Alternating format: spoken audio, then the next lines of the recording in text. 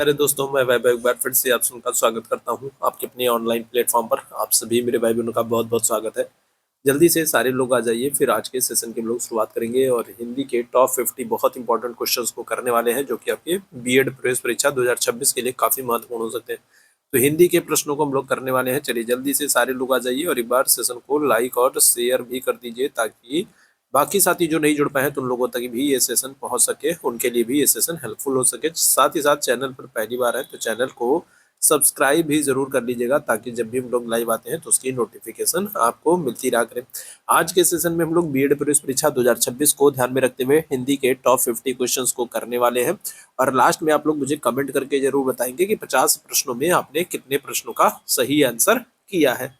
तो चलिए शुरू करते हैं, देर नहीं करते हैं, शुरू करते हैं आज की क्लास को। उम्मीद करूंगा आप लोगों ने सेशन को लाइक शेयर सब्सक्राइब कर लिया होगा। पहले प्रश्न का आंसर करिएगा, इनमें से पृथ्वी कौन सा शब्द है? तद्भव है, विदेशज है, तत्सम है, इनमें से कोई नहीं।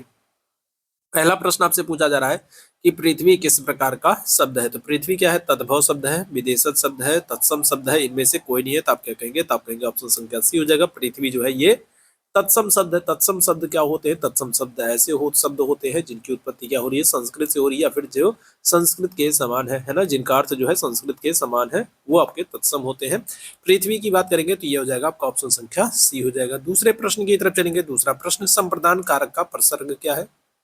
दूसरे प्रश्न का आंसर करेंगे, संप्रदान कारक का प्रसर्ग क्या है? तो का, को, से, के लिए क्या हो जाएगा? तो क्या आंसर करेंगे? कर्ता ने कर्म को कर्म से, है ना, संप्रदान के लिए क्या हो जाएगा? तो संप्रदान कारक की बात करेंगे तो क्या कहोगे? ऑप्शन संख्या डी हो जाएगा, के लिए। ऑप्शन संख्या क्या हो जाएगा? तो डी आंसर हो जाएगा। ठीक है, तीसरे प्रश्न पर आ जाइए। तीसरा प्रश्न आपसे कह रहा है कि मैं चित्र बना रहा हूँ, वाक्य में कौन सा काल है? मैं चित्र बना रहा हूँ, भविष्य काल है, भूतकाल है, अनिश्चित काल है, वर्तमान काल है? क्या हो जाएगा भाई? तो चित्र बना रहा हूँ मतलब अभी बनाने का काम चल रहा है, तो ये क्या हो जाएगा? तो ये वर्तमान काल हो जाएगा। ऑप्शन संख्या क्या करिएगा? तो डी आंसर करेंगे। ठीक है, अगले प्रश्न का आंसर करेंगे। अगला प्रश्न आपसे कह रहा है, आलू किस भाषा का शब्द है? पुर्तगाली है, चीनी है, अरबी है, अंग्रेजी है? क्या हो जाएगा? आलू किस भाषा का शब्द है? आलू किस भाषा का शब्द है? ये प्रश्न आपसे पूछा जा रहा है। पुर्तगाली है, चीनी है, अरबी है, अंग्रेजी है? क्या हो जाएगा? तो आप क्या कहेंगे? तो आप कहेंगे पुर्तगाली हो जाएगा, है ना। क्या हो जाएगा? तो आलू किस भाषा का शब्द है? आप कहेंगे पुर्तगाली है। आलू हो गया, आलपिन हो गया, अलमारी हो गया, इस्पात हो गया, गोदाम हो गया, पिस्तौल हो गया, तंबाकू हो गया, काजू हो गया, संतरा हो गया, ये सब क्या है? ये सब पुर्तगाली भाषा के शब्द है ना। ये सब के सब पुर्तगाली भाषा के शब्द। अगले प्रश्न का आंसर करेंगे, सा वर्ण का उच्चारण क्या है?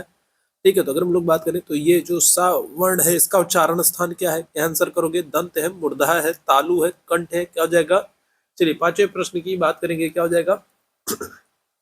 चलिए पांचवें प्रश्न की बात करेंगे तो अगर हम लोग बात करें तो क्या कहोगे? तो जो ये सा है इसको मूर्धन्य सा कहते हैं। क्यों कहते हैं? क्योंकि इसका उच्चारण मूर्धा से होता है ना। इसका उच्चारण कहाँ से होता है? मूर्धा से होता है, इसीलिए इस वाले सा को हम लोग मूर्धन्य सा भी कहते हैं, है ना। क्या हो जाएगा? ऑप्शन संख्या बी आंसर हो जाएगा, मूर्धा उच्चारण स्थान है। ठीक, अगले प्रश्न का आंसर करेंगे। अगले प्रश्न का आंसर करेंगे, निम्नलिखित में से कौन सा गूलर का फूल होना मुहावरे का सही अर्थ है ना। गाँव में आपने सुना होगा कि कहते हैं कि गूलर का फूल हो गए हो। तो गूलर फूल का फूल होना मुहावरे का अर्थ क्या है? अति प्रसन्न होना, फूल की तरह खेलना, दुर्लभ वस्तु या फिर सुगंधित वस्तु? क्या हो जाएगा? तो गूलर का फूल हो जाना, गुलरी का फूल हो जाना, आप कहेंगे दुर्लभ वस्तु हो जाना, है ना, दिखाई ना पड़ना, दुर्लभ वस्तु हो जाना। ऑप्शन संख्या क्या हो जाएगा? सी आंसर कर देंगे। ठीक है, आगे बढ़ेंगे। सुत, सुत शब्द को स्त्रीवाचक बनाने के लिए किस प्रत्यय का प्रयोग करेंगे? सुत शब्द को स्त्रीवाचक बनाने के लिए किस प्रत्यय का प्रयोग करेंगे? क्या है? ई है, ई है, इक है, आ है? क्या हो जाएगा?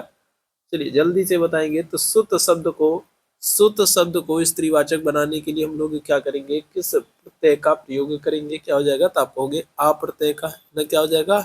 आ प्रत्यय का प्रयोग करेंगे। ऑप्शन संख्या क्या हो जाएगा? डी हो जाएगा। प्रत्यय क्या होते हैं? तो प्रत्यय जो है ये किसी शब्द के अंत में जुड़ करके क्या करते हैं? एक नए शब्द, एक नए भाव को उत्पन्न करते हैं, है ना। तो ऑप्शन संख्या क्या हो जाएगा? तो डी हो जाएगा। पैरों से लेकर के सिर तक के लिए एक शब्द क्या है? बताएंगे। पैरों से लेकर के सिर तक के लिए एक शब्द क्या है? आद्योपांत है, आपाद मस्तक है, नत मस्तक है, इनमें से कोई नहीं। तो पैरों से लेकर सिर तक के लिए एक शब्द क्या होगा? आठवें प्रश्न का आंसर करेंगे। आठवें प्रश्न का आंसर करेंगे, पैरों से लेकर के सिर तक के लिए एक शब्द क्या होगा? तो आप कहेंगे ऑप्शन संख्या बी हो जाएगा, अपाद मस्तक हो जाएगा। क्या आंसर करेंगे? तो आप कहेंगे अपाद मस्तक हो जाएगा। ऑप्शन संख्या तो बी आंसर हो जाएगा। अगले प्रश्न की तरफ चलेंगे, अगले प्रश्न का आंसर करेंगे, काव्य में भाव तथा कला के सौंदर्य को बढ़ाने वाले कारक को क्या कहते हैं? काव्य में भाव तथा कला के सौंदर्य को बढ़ाने वाले कारक को क्या कहते हैं? 9वें प्रश्न का आंसर करिएगा। बाद में जितने लोग जुड़ते चल रहे हैं, आप लोगों से निवेदन करूंगा सेशन को लाइक और शेयर जरूर कीजिएगा, ताकि बाकी साथियों तक सेशन पहुंच सके, बाकी साथी भी जुड़ सके और उनके लिए भी ये सेशन जो है वो हेल्पफुल हो सके। चैनल पर पहली बार है तो सब्सक्राइब करना बिल्कुल ना भूलें। काव्य में भाव तथा कला के सौंदर्य को बढ़ाने वाले कारक को क्या कहते हैं? क्या आंसर करोगे तो आप कहोगे अलंकार कहते हैं। ऑप्शन संख्या क्या हो जाएगा? तो डी आंसर हो जाएगा। क्या कहेंगे? अलंकार कहेंगे। ठीक है, अगले प्रश्न का आंसर करेंगे भाई। अगले प्रश्न का आंसर करेंगे, हिंदी के सर्वश्रेष्ठ हास्य व्यंग्य निबंधकार कौन है? हिंदी के सबसे सर्वश्रेष्ठ हास्य व्यंग्य निबंधकार कौन है? हरिशंकर परसाई है, जयशंकर प्रसाद है, रामचंद्र शुक्ल है, महावीर प्रसाद द्विवेदी है। 10वें प्रश्न का आंसर करिएगा, क्या हो जाएगा? हिंदी के सर्वश्रेष्ठ हास्य व्यंग्य निबंधकार कौन है? क्या आंसर करेंगे? चलिए जल्दी से बताएंगे तो आप क्या कहोगे? तो आप कहोगे ऑप्शन संख्या ए हो जाएगा, हरिशंकर परसाई हो जाएंगे, है ना। हिंदी के सर्वश्रेष्ठ हास्य व्यंग्य निबंधकार कौन है? अब कहोगे हरिशंकर परसाई है। ऑप्शन संख्या ए बिल्कुल करेक्ट हो जाएगा। अगले प्रश्न का आंसर करेंगे, सडानन है ना, सडानन में कौन सा संधि विच्छेद बताइएगा, क्या हो जाएगा? सडानन में अगर हम लोग बात करेंगे कौन सा संधि विच्छेद सही होगा बताइएगा। ठीक है, तो सडानन का सही संधि विच्छेद क्या होगा?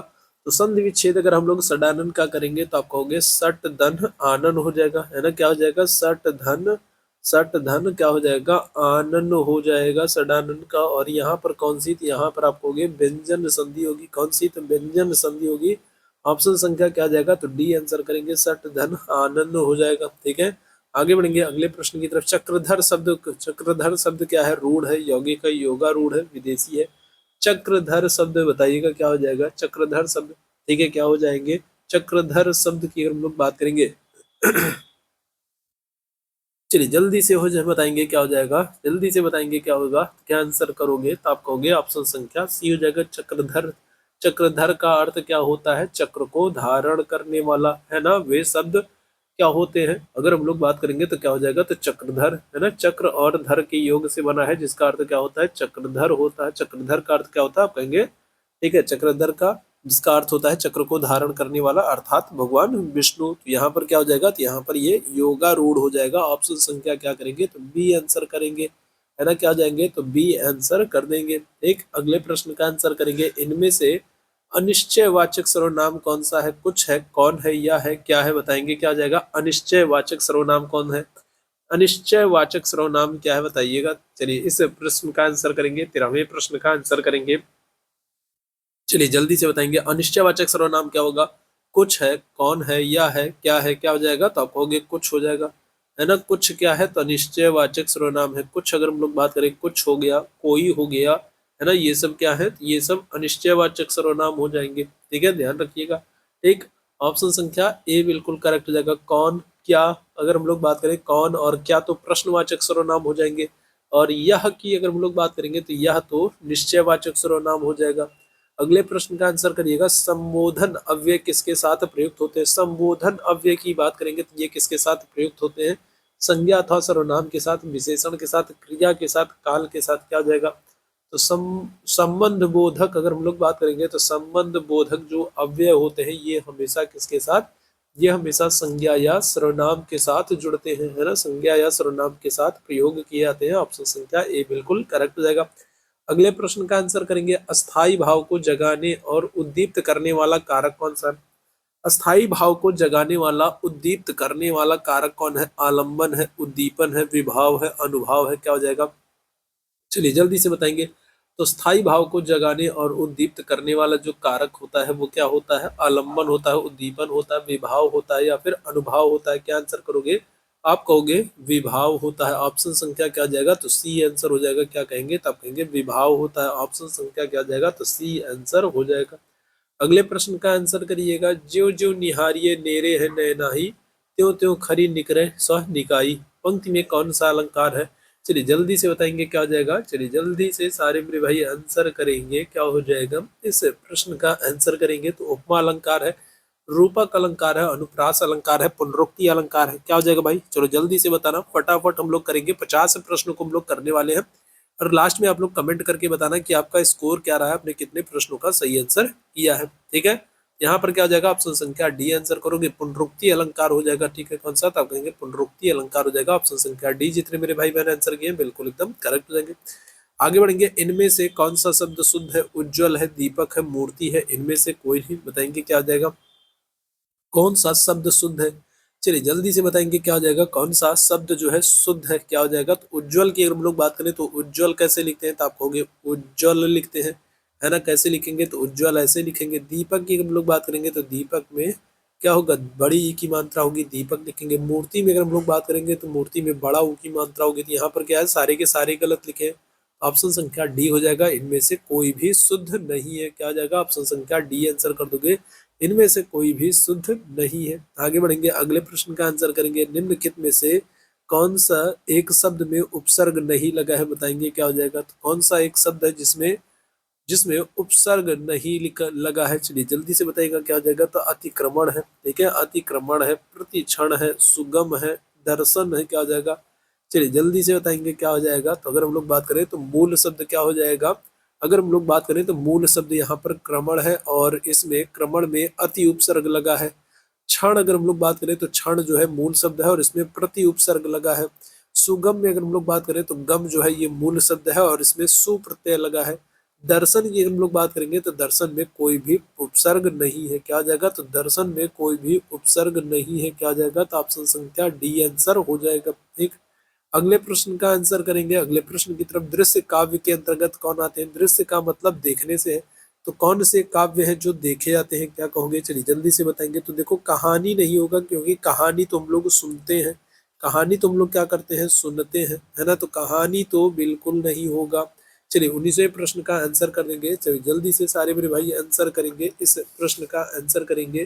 क्या हो जाएगा? तो दृश्य काव्य जो है जो हम देखते हैं, ऑप्शन संख्या ए हो जाएगा, नाटक और प्रहसन हो जाएगा। ऑप्शन संख्या क्या करेंगे? तो नाटक और प्रहसन हो जाएगा, दृश्य काव्य के अंतर्गत आता है। अगले प्रश्न का आंसर करेंगे। ये चिन्ह कौन सा होता है भाई? चिन्ह की पहचान करनी है। चलिए जल्दी से बताएंगे ये चिन्ह कौन सा होगा? लाघव चिन्ह होगा, पुनरुक्ति बोध चिन्ह होगा, आदेश चिन्ह होगा, हंस पद होगा। चलिए 20वें प्रश्न का आंसर करिएगा। 20वें प्रश्न का आंसर करेंगे। ये क्या होता है? कौन सा चिन्ह होता है? कौन सा चिन्ह होता है भाई? 20वें प्रश्न की बात करेंगे। लाघव चिन्ह है, पुनरुक्ति बोध चिन्ह है, आदेश चिन्ह है, हंसपद चिन्ह है। आप कहोगे पुनरुक्ति बोध चिन्ह है। ऑप्शन संख्या क्या हो जाएगा? तो बी आंसर हो जाएगा। क्या हो जाएगा? ऑप्शन संख्या बी आंसर करोगे, पुनरुक्ति बोध हो जाएगा। आगे बढ़ेंगे अगले प्रश्न की तरफ। प्रकृति के सुकुमार कवि कौन कहलाते हैं भाई? प्रकृति के सुकुमार कवि कौन कहलाते हैं? सूर्यकांत त्रिपाठी, निराला है, सुमित्रा नंदन पंत है, जयशंकर प्रसाद है, कबीर है। प्रकृति के सुकुमार कवि कौन माने जाते हैं? चलिए जल्दी से बताइएगा क्या हो जाएगा? एक बार फिर से आप लोगों को बता दे रहा हूँ कि बीएड प्रवेश परीक्षा 2026 के एग्जाम को ध्यान में रखते हुए हम लोग इसे हिंदी की क्लास को कर रहे हैं, जहां पर हम लोग टॉप 50 क्वेश्चंस को करने वाले हैं। और आपको लास्ट में मुझे कमेंट करके जरूर बताना है कि 50 प्रश्नों में आपने हिंदी के कितने प्रश्नों को सही किया है। ठीक है, साथ ही साथ आप लाइक और शेयर कर दीजिए ताकि बाकी साथियों तक भी पहुंच सके, बाकी साथी भी जुड़ सके, उनके लिए भी हेल्पफुल हो सके। और चैनल पर पहली बार है तो सब्सक्राइब जरूर कर लिएगा। तो अगर हम लोग बात करें तो प्रकृति के सुकुमार कवि किसे कहा जाता है? सुमित्रा, सूर्यकांत त्रिपाठी, निराला को, सुमित्रा नंदन पंत को, जयशंकर प्रसाद को, या फिर कबीर दास को। क्या हो जाएगा? तो छायावादी युग की अगर हम लोग बात करें, छायावादी युग के महान कवि है सुमित्रा नंदन पंत है ना? कौन है तो भाई? तो छायावादी युग के महान कवि है सुमित्रा नंदन पंत जी हैं, जिनको प्रकृति के सुकुमार कवि के रूप में जाना जाता है। ऑप्शन संख्या क्या हो जाएगा? तो बी आंसर हो जाएगा। और आपको याद रखना है, सुमित्रा नंदन पंत जो है ये हिंदी भाषा में ज्ञानपीठ पुरस्कार पाने वाले पहले व्यक्ति है। ठीक है, क्या होगा? तो हिंदी भाषा में ज्ञानपीठ पुरस्कार पाने वाले पहले व्यक्ति कौन है? आप कहोगे सुमित्रा नंदन पंत। आगे बढ़ेंगे अगले प्रश्न की तरफ। स्वाभिमान स्वाधीनता का प्रतीक है। चूहा, स्वान, कबूतर, सिंह। तो स्वाधीनता और स्वाभिमान का प्रतीक कौन है भाई? क्या आंसर करेंगे? स्वाभिमान और स्वाधीनता का प्रतीक कौन है? चूहा। चूहा तो हो ही नहीं सकता मेरे भाई, है ना? क्या होगा? तो स्वान है। स्वान है, स्वान का मतलब कुत्ता। तो कुत्ता जो है ये स्वाधीनता का प्रतीक नहीं होता है। ठीक है, कबूतर अगर हम लोग बात करें, कबूतर शांति का प्रतीक होता है। स्वाभिमान और स्वाधीनता का प्रतीक जो है वो शेर होता है। ऑप्शन संख्या क्या जाएगा? तो डी आंसर हो जाएगा। अगले प्रश्न का आंसर करेंगे अली शब्द के दो अर्थ होते हैं। अली शब्द के कौन कौन से अर्थ होते हैं? क्या हो जाएगा? भौरा और सखी हो जाएगा, घाट और घर हो जाएगा, जल और पानी हो जाएगा, पिता और भाई हो जाएगा। तो अली अली अगर हम लोग बात करेंगे तो अली के दो अर्थ होते हैं और इसका अर्थ क्या होता है? तो आप कहेंगे भौरा और सखी होता है। 23वें प्रश्न का क्या आंसर हो जाएगा? 23वें प्रश्न का ऑप्शन संख्या ए हो जाएगा। अली इसका अर्थ शब्द के दो अर्थ होते हैं, एक भौरा होता है और एक सखी होता है। अच्छा, अगर आपसे अली के अन्य पर्यायवाची अगर आपसे पूछ ले तो अली का एक अर्थ तो भौरा होता ही है, साथ ही साथ अगर हम लोग बात करें तो भ्रमर, है ना, भ्रमर भी होता है ना, भौरे को ही भ्रमर भी कहते हैं, तो ये भी याद रखिएगा। वह बहुत बोलती है वाक्य में क्रिया विशेषण कौन सा है? चलिए जल्दी से बताएंगे क्या हो जाएगा। वह बहुत बोलती है, वह बहुत बोलती है वाक्य में क्रिया विशेषण क्या है? वह है, बहुत है, बोलती है या फिर है।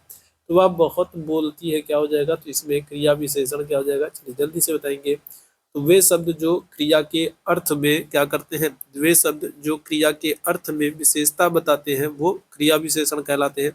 तो वो क्या करती है? वो बोलती है, लेकिन कैसे बोलती है? तब कहेंगे बहुत बोलती है। तो बहुत क्या हो जाएगा? तब कहेंगे क्रिया विशेषण हो जाएगा। ऑप्शन संख्या बी आंसर हो जाएगा। क्या हो जाएगा? तो ऑप्शन संख्या बी आंसर हो जाएगा। ठीक, आगे बढ़ेंगे। उज्ज्वल, उज्ज्वल शब्द का संधि विच्छेद क्या होगा? बताएंगे।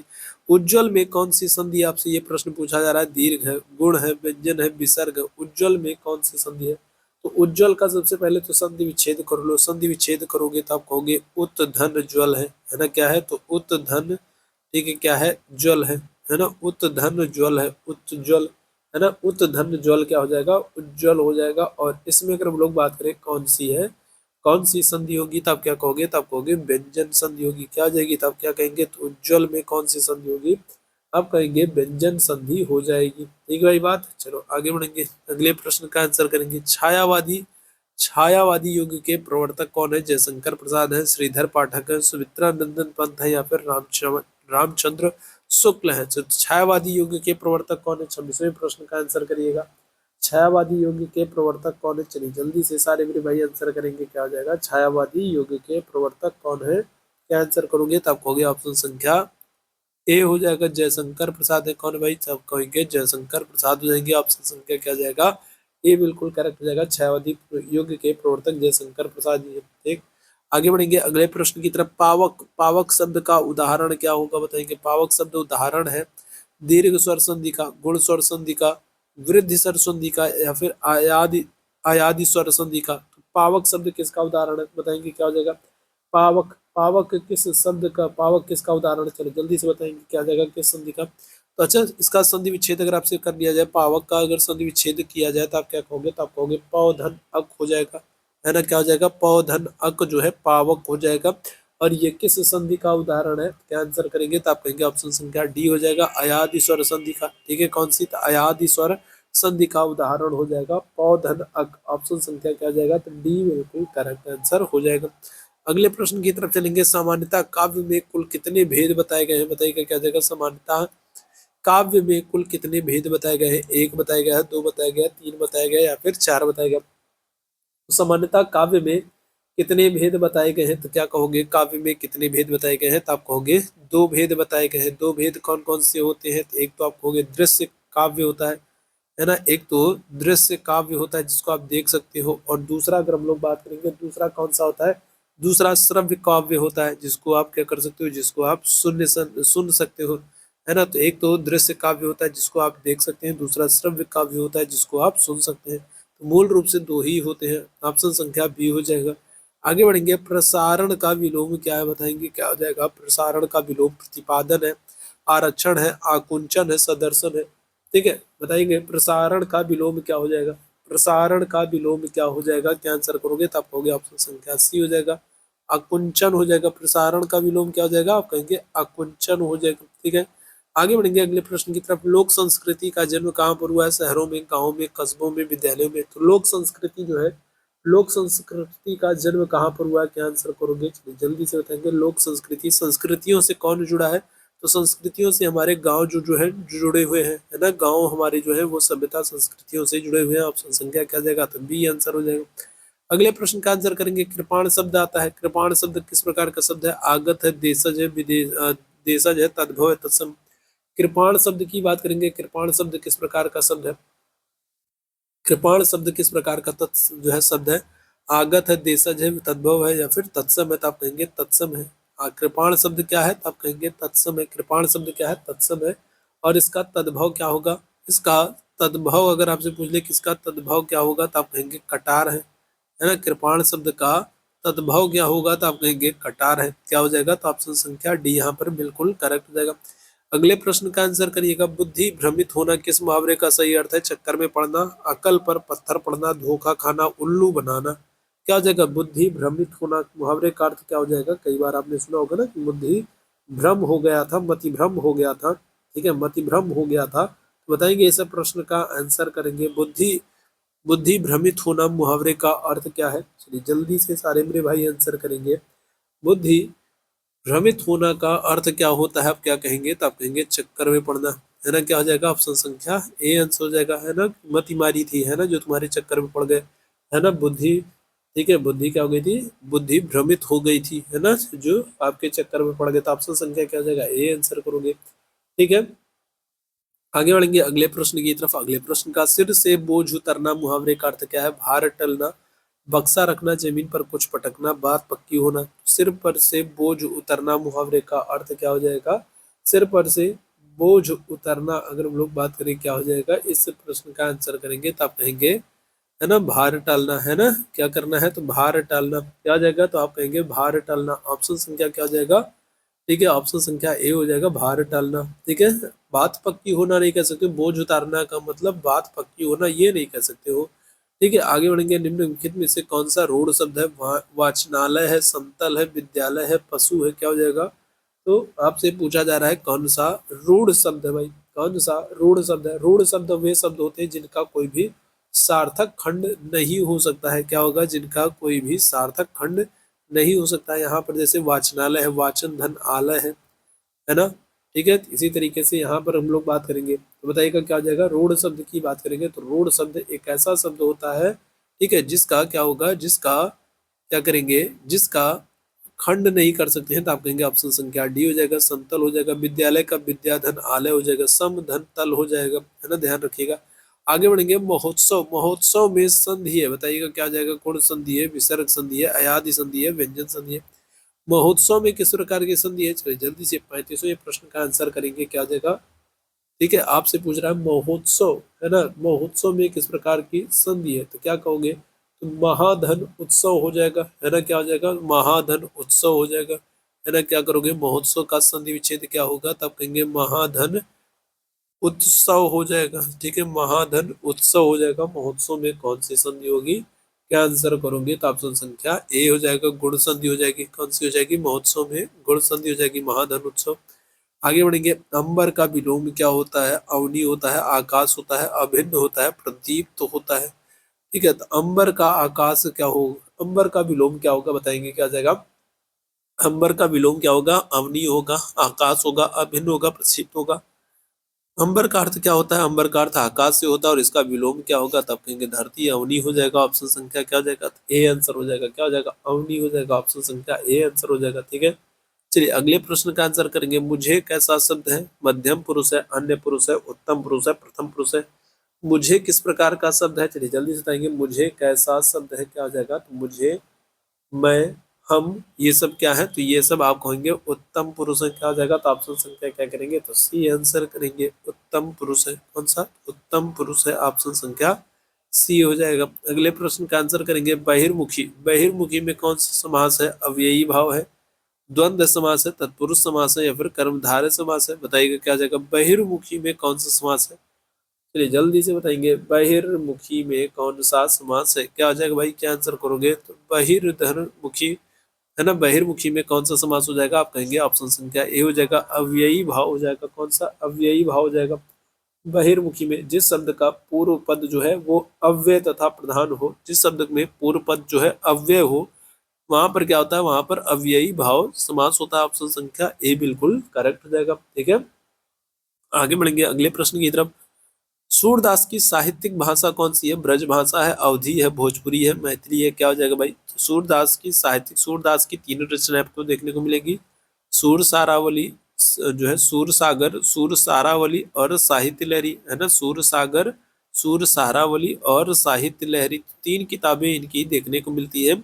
और इनकी जो साहित्यिक भाषा है ना, वो क्या होगी? चलिए जल्दी से सारे मेरे भाई आंसर करेंगे तो आप कहोगे ब्रज भाषा हो जाएगी। क्या हो जाएगा? तो सूरदास की जो साहित्यिक भाषा है वो कौन सी है? तो आप कहेंगे ब्रज भाषा है। ऑप्शन संख्या ए हो जाएगा। अगले प्रश्न का आंसर करेंगे। महाकाव्य महाकाव्य में वर्णन होता है मानव जीवन के बृहद और व्यापक चित्रण का, मानव जीवन के सूक्ष्म पक्ष के चित्रण का, मानव जीवन के एकांकी पक्ष चित्रण का, मानवेतर जीवन के बृहद पक्ष का चित्रण होता है। बताएंगे तो महाकाव्य में क्या वर्णन होता है? महाकाव्य में अगर हम लोग बात करेंगे क्या वर्णन होता है तो आप क्या कहेंगे? तो आप कहेंगे ऑप्शन संख्या ए हो जाएगा, मानव जीवन के बृहद और व्यापक चित्रणों का जो है वर्णन होता है। ऑप्शन संख्या क्या आ जाएगा? ए बिल्कुल करेक्ट हो जाएगा। अगले प्रश्न की तरफ चलेंगे। अगले प्रश्न का आंसर करेंगे। काली मिर्च, काली मिर्च कौन सा समास जो है? काली मिर्च में कौन सा समास है? कर्मधारय है, तत्पुरुष है, द्वंद्व है, बहुव्रीहि है। बताएंगे क्या आ जाएगा? काली मिर्च में कौन सा समास है? काली मिर्च में कौन सा समास है? ठीक है, तो काली मिर्च का अगर हम लोग क्या कर ले, समास विग्रह कर ले, तो आप क्या कहोगे? तो आप कहोगे काली, काली है जो मिर्च, है ना, काली है जो मिर्च। तो यहाँ पर हम लोग बात करें तो यहाँ पर क्या हो रहा है? पूर्व पद काली विशेष है, जबकि उत्तर पद मिर्च की बात करेंगे क्या है? तो विशेषण है। तो यहाँ पर क्या हो जाएगा? यहाँ पर आपका कर्मधारय समास हो जाएगा। ऑप्शन संख्या ए आंसर हो जाएगा। ठीक है, अगले प्रश्न का आंसर करेंगे। उर्वशी किसकी प्रथम कृति है? बताएंगे उर्वशी किसकी प्रथम कृत्य है? बताएंगे क्या हो जाएगा? कृति है अज्ञेय की है, सुमित्रा नंदन पंत की है, रामधारी सिंह दिनकर की है, या फिर कुंवर नारायण की है? तो उर्वशी अगर हम लोग बात करें किसकी रचना है, उर्वशी किसकी रचना है, तो आप कहेंगे रामधारी सिंह दिनकर की है। ऑप्शन संख्या क्या आ जाएगा? तो सी आंसर हो जाएगा। ठीक है, किसकी रचना है, तो आप कहेंगे रामधारी सिंह दिनकर जी की रचना है। ऑप्शन संख्या सी आंसर हो जाएगा। आगे बढ़ेंगे अगले प्रश्न की तरफ। सन्यासी का विद्रोह, सन्यासी, सन्यासी का पर्यायवाची क्या है ना? सन्यासी का पर्यायवाची क्या होगा? ढोंगी होगा, बाबा होगा, वृद्धा होगा, दंडी होगा। क्या हो जाएगा भाई? तो सन्यासी का जो सन्यासी का पर्याय आपसे पूछा जा रहा है, क्या आंसर होगा? तो सन्यासी का जो पर्याय होगा वो होगा दंडी होगा। ऑप्शन संख्या क्या करेंगे? दंडी आंसर करेंगे। क्या हो जाएगा? दंडी। अगर हम लोग बात करें तो दंडी हो गया, वैरागी हो गया, वीरत हो गया, परिवारजक हो गया, है ना, परिवारजक, है ना, परिव्राजक हो गया, वीरत हो गया, वैरागी हो गया, सन्यासी हो गया, दंडी हो गया। ये सब क्या है? तो ये सब पर्याय है। आगे बढ़ेंगे अगले प्रश्न की तरफ। अद्भुत रस का स्थायी भाव क्या है? जुगुप्सा है, विस्मय है, भय है, उत्साह है। क्या हो जाएगा? चलिए जल्दी से बताएंगे क्या हो जाएगा? अद्भुत, अद्भुत रस का अस्थाई भाव क्या हो जाएगा? चलिए जल्दी से सारे मेरे भाई आंसर करेंगे क्या हो जाएगा? तो अद्भुत रस का अस्थाई भाव क्या हो जाएगा? तो आप कहोगे विस्मय हो जाएगा। ऑप्शन संख्या क्या हो जाएगा? तो बी आंसर करेंगे। क्या हो जाएगा? तो बी आंसर हो जाएगा। आगे बढ़िएगा। अगले प्रश्न का आंसर करेंगे। निम्न में से कौन सा भक्ति काल का नहीं है? क्या हो जाएगा भाई? कौन भक्ति काल का नहीं है? तो ईश्वरदास नहीं है, नाभादास नहीं है, मतीराम नहीं है, रहीम नहीं है। कौन हो जाएगा? कौन नहीं है भक्ति काल का? कौन नहीं है? चलिए जल्दी से बताएंगे क्या हो जाएगा? तो आप कहेंगे मतीराम। अगर हम लोग बात करें तो ये भक्ति काल के नहीं है, ये भक्ति काल के नहीं है, बल्कि ये किस काल के हैं? तो मतीराम की हम लोग बात करेंगे तो ये रीति काल के हैं। ठीक है, कौन से काल के हैं? तो आप कहोगे रीति काल के। मतीराम किस काल के हैं? तो आप कहेंगे रीति काल के। ऑप्शन संख्या सी हो जाएगा। अगले प्रश्न का आंसर करेंगे। अगले प्रश्न की तरफ चलेंगे। अगला प्रश्न। निम्नलिखित में से कौन सा अशुद्ध वाक्य है? मैं आज विद्यालय नहीं जाऊंगा, बच्चों को काट कर फल खिला दो, वह सुंदर दृश्य है, आप जो है वह अत्यंत बुद्धिमान तथा बलशाली है। तो इसमें अशुद्ध वाक्य की पहचान करना है। चलिए जल्दी से बताएंगे क्या हो जाएगा? चलिए जल्दी से बताएंगे क्या हो जाएगा? क्या कौन सा अशुद्ध वाक्य है? तो आपसे कह रहा है बच्चों को काट करके फल खिला दो, ये गलत हो जाएगा। गलत ही आपको बताना है। यहाँ पर होना चाहिए बच्चों को फल काट कर खिला दो, बच्चों को काट कर फल खिला दो, ये गलत हो जाएगा। क्या होना चाहिए? बच्चों को फल काट कर खिला दो। ऑप्शन संख्या बी जो है ये गलत हो जाएगा। आगे बढ़ेंगे। कारवां, कारवां किस विधा की रचना है? नाटक की, कहानी की, उपन्यास की, एकांकी की। ठीक है, कारवां किस भाषा की रचना है? 47वें प्रश्न की बात करेंगे। क्या हो जाएगा? कारवां ठीक है किसकी रचना है? तो आप कहेंगे भुवनेश्वर की, है ना। क्या हो जाएगा? भुवनेश्वर की रचना है और ये एकांकी विधा है ना। कारवां क्या है? तो आप कहेंगे एकांकी विधा है। ऑप्शन संख्या क्या आ जाएगा? तो डी आंसर हो जाएगा। ठीक है, क्या आ जाएगा? तो डी आंसर हो जाएगा। एकांकी विधा की रचना है। आगे बढ़ेंगे। निम्नलिखित में से संयुक्त वाक्य का चयन कीजिए। उसका उत्तर देने का यह ढंग ठीक नहीं है। उसे गर्व है कि वह उच्च कुल में पैदा हुआ है। दवा लो और बुखार कम हो जाएगा। यह बात भी सभी को स्वीकार्य है। तो इनमें से संयुक्त वाक्य का चयन करना है। चलिए जल्दी से बताएंगे क्या हो जाएगा, क्या हो जाएगा। संयुक्त वाक्य का दवा लो और बुखार कम हो जाएगा, संयुक्त वाक्य का उदाहरण है ना। क्या हो जाएगा, दवा लो और बुखार कम हो जाएगा। ऑप्शन संख्या सी जो है ये संयुक्त व्यवहार का, संयुक्त वाक्य का उदाहरण है। आगे बढ़ेंगे अगले प्रश्न की तरफ। कंजूसी से धन प्राप्त करना क्या हो जाएगा भाई, बताएंगे। कंजूसी से धन एकत्रित करना, कंजूसी से धन व्यय करना है ना। कंजूसी से धन क्या करना, व्यय करना। ये क्या होगा, मृषण होगा, मितव्ययी होगा, अल्पव्ययी होगा या फिर कृपण हो जाएगा। तो कंजूसी से धन का क्या करना है, कंजूसी से धन को क्या करना है, धन का व्यय करने वाला क्या हो जाएगा, क्या आंसर करेंगे।